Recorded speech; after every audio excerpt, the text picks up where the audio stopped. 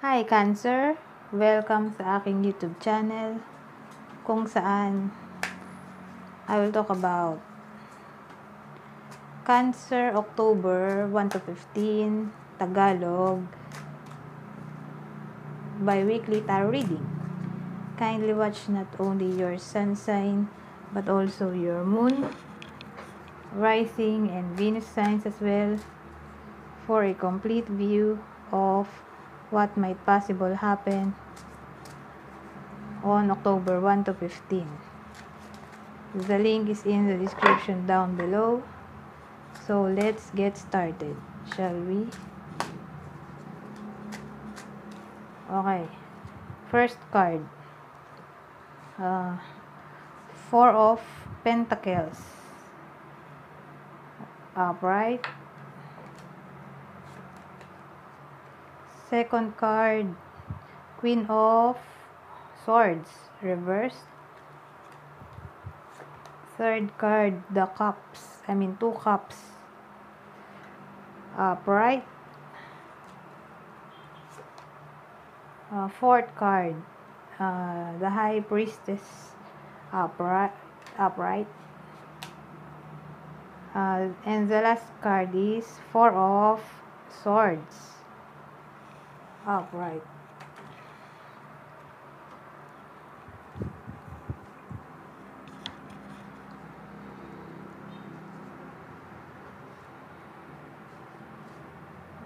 Teka, ayusin ko muna.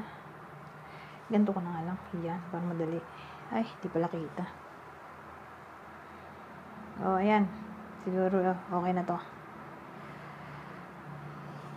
Yan. Okay. Ano ba nakikita ko dito?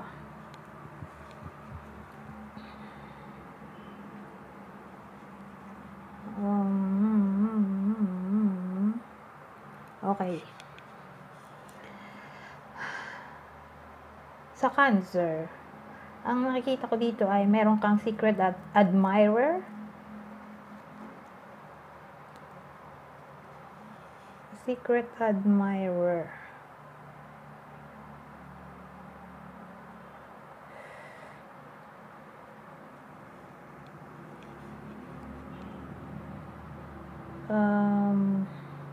Pwede siyang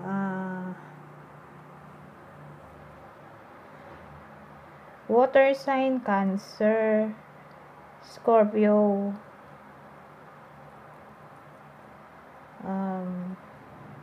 Pisces, or pwede ding isa sa air sign, Gemini, Libra, or Aquarius. Or pwede din siyang Leo.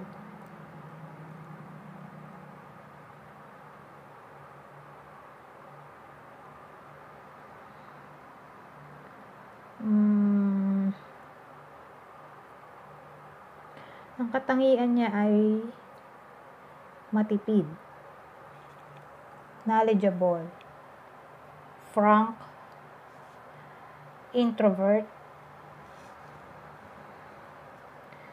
loves to learn, secretive,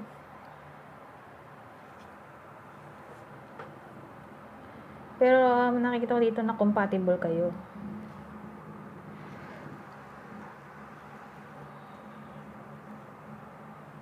Okay, sa couples, ang nakikita ko ay partnership, harmony. Ay, nagulat ako. Ano ba yan? Ano pa ba?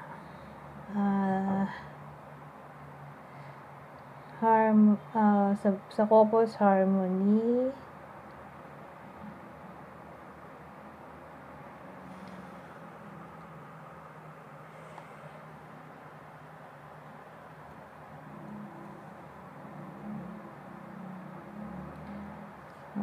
Ano pa ba?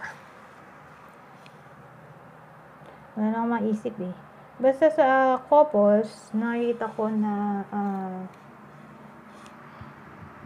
parang nagbago na yung partner mo. Dati pala away, bungangero. ewan ko, parang may something na nagbago. Kumbaga, mapapansin mo na bigla siya naging distant, ganon. Or baka dahil naging distant ka sa kanya, na-realize niya na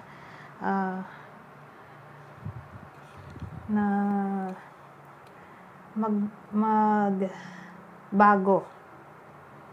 Kumbaga, na-realize niya na kailangan may something na pagbabago sa kanya. Ganon. Kaya naisip niya na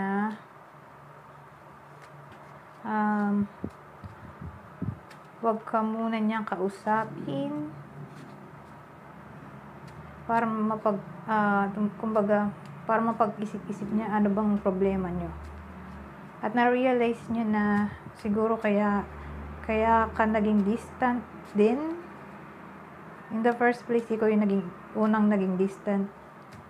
Kasi nga, masyado siyang masakit magsalita, bungangera, at masyado siyang matipid. Wala siyang time sa'yo. Ganon.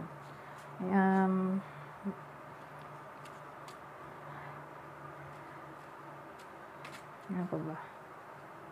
At wala rin siyang binibigay na pleasure, material pleasure, ganon, sa iyo. Kaya naisip niya na baka i-treat ka niya ng dinner. Okay? As peace offering. So, ibang message mula sa love and friendship.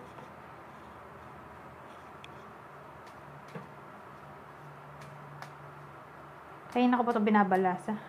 Hindi na ako natapos. Ito na.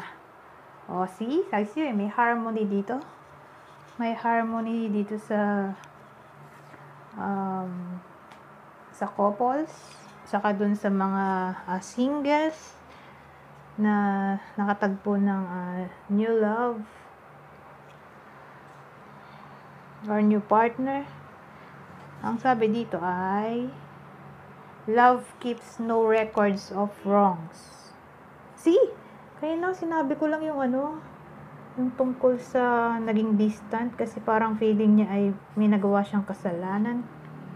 Kaya nag-isip-isip. Di ba naalala niyo yung sinabi ko yun? So, tamang-tama lang pala yung ating ang tawag dito? Other message. Parang confirmation lang nung sinabi ko kanina. So, overall, ibig sabihin nito, huwag magtanim ng galit. Kasi, pag nagtanim ka ng galit, baka sumabog. Lalo na dyan sa dibdib. Okay? So, yun na nga. Kumbaga yung sabi ko kanina, masyadong frank. Parang may something wrong. So, ito na pala yun. Okay. So, I think that's it for now for Cancer. Thanks for watching. Goodbye for now.